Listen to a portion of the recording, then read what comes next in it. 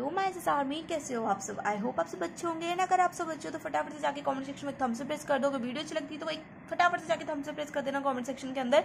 So I am MS educator, your English educator and I loving दीदू। Welcome to all of you in your channel brilliant classes.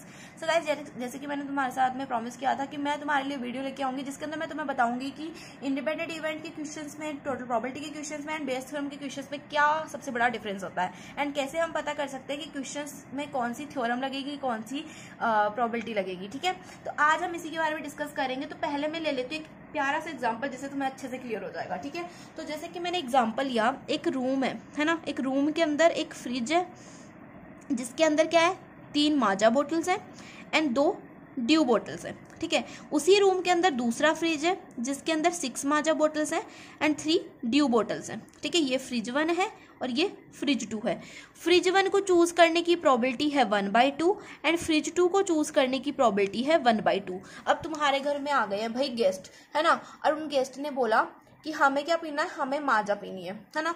और वो guest जो है उसको पता है कि तुम्हारे घर में 2 फ्रिज है, तो वो बोलता है कि मुझे माजा पीनी है। और कौन से फ्रिज से पीनी है, फ्रिज 1 से पीनी है। तो इसकी कंडीशन अगर हम लिखें तो यहाँ पर क्या होगा, find the probability of choosing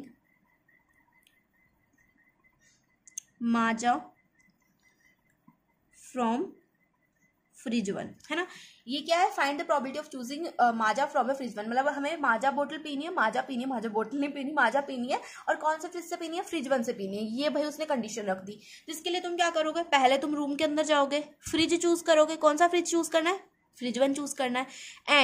and क्या मतलब है, इंटरसेक्शन। उसके बाद में तुम क्या करोगे, माजा बोतल चूज करोगे, क्योंकि फ्रिज के अंदर तो ड्यू बोतल भी है, तुम्हें कौन सी लेनी है, माजा बोतल लेनी है, तो तुम माजा बोतल को चूज करोगे। तो ये हो जाएगा probability of F1 intersection M। इसका फॉर्मूला क्या होता है, प्रोबेबिलिटी ऑफ F1 इंटू में प्रोबेबिलिटी ऑफ M। किसका फॉर्मूला है ये, थोड़ा थोड़ा सा दिमाग पर जोर डालोगे तो पता चल जाएगा, इंडिपेंडेंट इवेंट का फॉर्मूला है।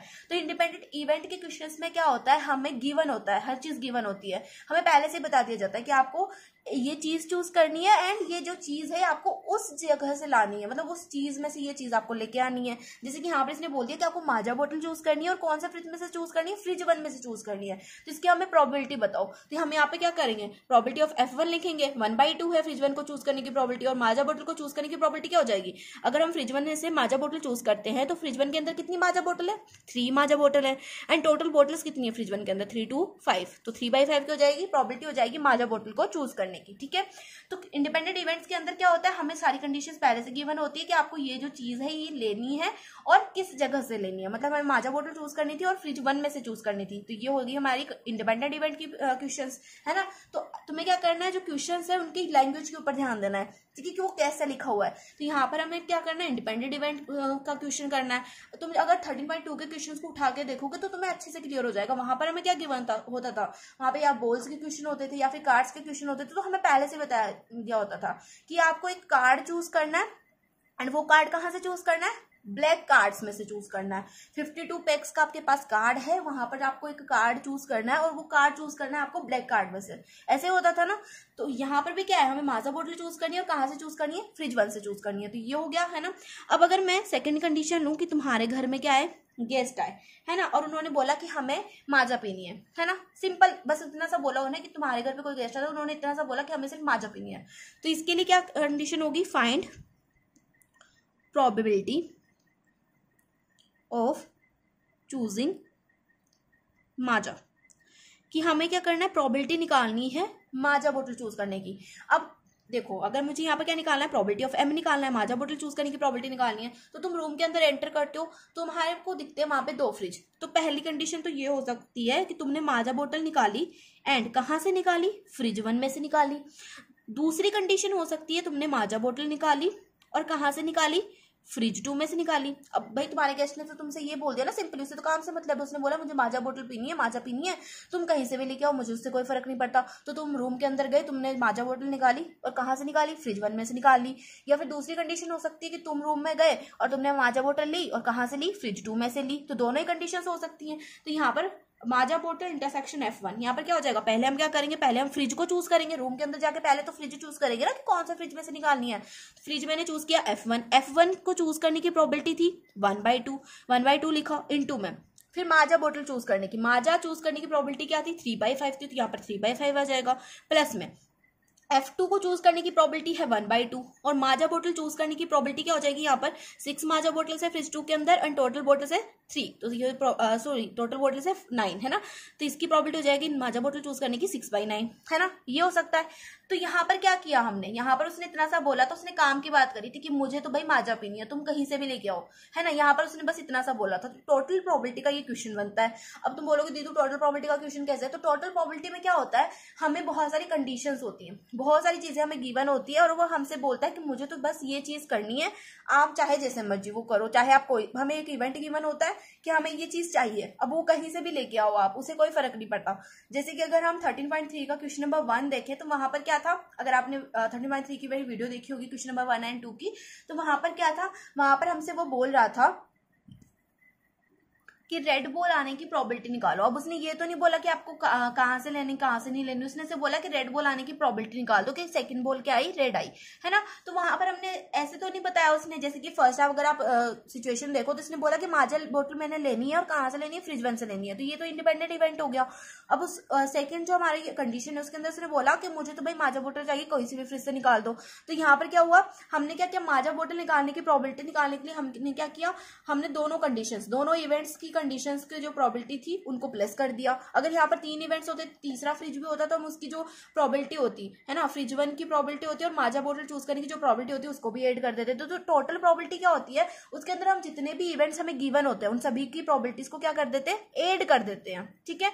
तो प्रोबेबिलिटी ऑफ M हमारे पास आ गई, फाइंड प्रोबेबिलिटी ऑफ चूजिंग माजा, है ना, बस इतना सा सिंपल सा क्वेश्चन था। थर्ड कंडीशन देखें तो थर्ड कंडीशन में ये होगा हमारे पास, थर्ड कंडीशन में given that you choose maja, find probability that it was from F1। तो इसके अंदर हमें क्या बोला गया है कि आपने जो है माजा बोतल चूज करिए, अब हमें प्रोबेबिलिटी बताओ कि वो कौन से फ्रिज में से चूज करिए, आपने फ्रिज 1 में से चूज करी। तो इस कंडीशन के अंदर क्या किया, उसने पहले से गिवन कर दिया कि आपने माजा बोतल चूज करी है एंड अब हमें प्रोबेबिलिटी चाहिए कि वो फ्रिज 1 से निकाली है। जैसे कि तुम रूम के अंदर गए, तुमने आंखें बंद की हुई, रैंडमली तुमने एक फ्रिज खोला, उसके अंदर से तुमने एक बोतल निकाली एंड वो अब तुमसे बोल रहा है कि तुमने जो बोतल निकाली है वो माजा की बोतल है ना, तुमने जो बोतल निकाली वो माजा की बोतल है, अब हमें ये बता दो कि तुमने कौन से फ्रिज में से निकाली है ना। तो ये हमें क्या गिवन है कि हमें पहले से हमें एक बोतल हमसे निकाल के दी और हमसे बोल रहा है कि ये तुमने जो बोतल दी है तुम्हें वो माजा बोतल है, अब तुम्हें ये बताना है कि ये इसकी प्रोबेबिलिटी क्या है कि ये फ्रिज 1 से निकली है ना। तो ये जो क्वेश्चन है ये कंडीशनल प्रोबेबिलिटी के ऊपर बेस्ड होता है, जो बेस थ्योरम होती है वो कंडीशनल प्रोबेबिलिटी के ऊपर बेस्ड होती है, तो दोनों में ज्यादा कुछ डिफरेंस नहीं होता है। जो हमारी बेस थ्योरम होती है उसके अंदर भी क्या होती है, हमें कंडीशंस गिवन होती है। जैसे किसने बोला कि आपने रैंडमली फ्रिज खोला, उसमें से अपने एक बोतल निकाली, वो बोल रहा है आपको कि वो जो बोतल है आपके हाथ में वो माजा बोतल है, अब हमें बस प्रोबेबिलिटी बता दो कि आपकी फ्रिज 1 से निकली है। तो इसके अंदर हम क्या करेंगे, हम निकालेंगे प्रोबेबिलिटी। पहले हम क्या करेंगे, हमने फ्रिज को चूज किया, फिर माजा बोतल को, मतलब यहाँ पर हम क्या कर रहे हैं, माजा बोतल मतलब एक जो चीज है वो हो चुकी है, एक यहाँ पर क्या हो रहा है बेसिकली एक चीज जो है वो घटित हो चुकी है, एक जो इवेंट है वो हो चुका है, हमें बताना है कि जो इवेंट हुआ है ये किसके वजह से हुआ है।